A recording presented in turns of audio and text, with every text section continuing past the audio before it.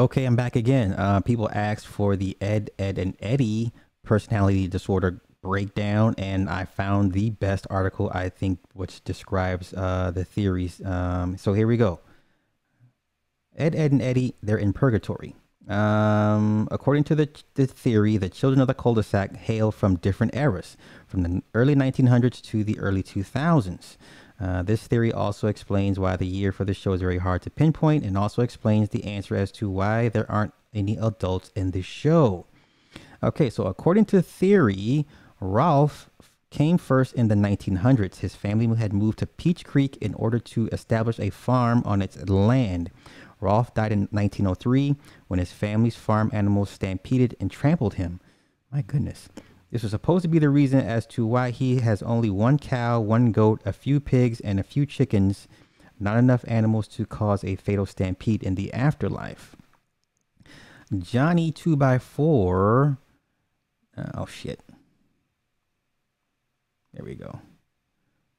Johnny 2x4 came next to the cul-de-sac not too long after Rolf's death. Having no friends, Johnny took a marker and drew a face on a piece of wood and dubbed it Plank. He died in 1922 after fighting a long battle with tuberculosis.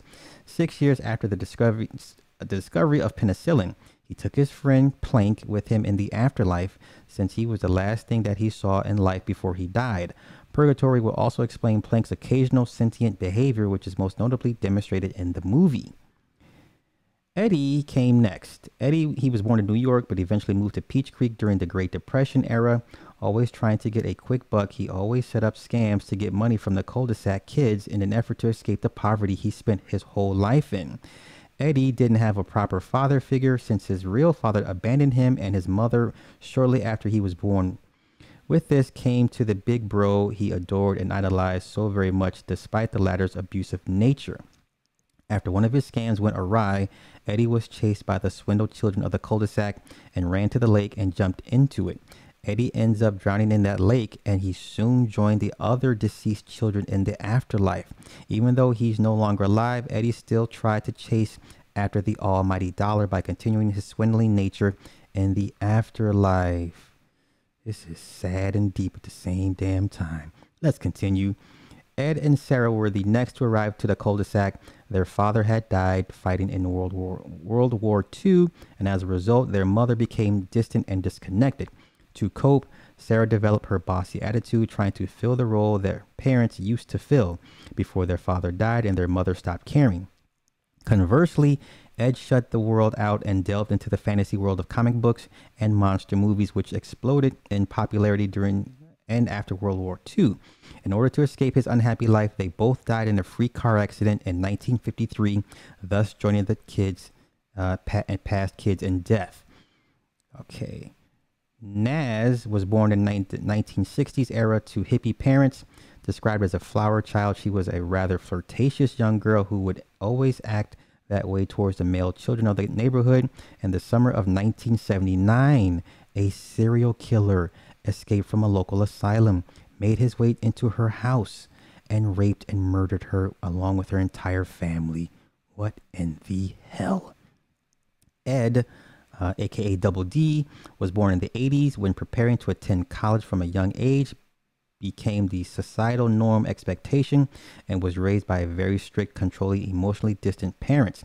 They pushed him to succeed academically and to be perfectly clean and neat. He is believed to have died as a result of a gas leak causing an explosion with the Bunsen burner from his chemistry set.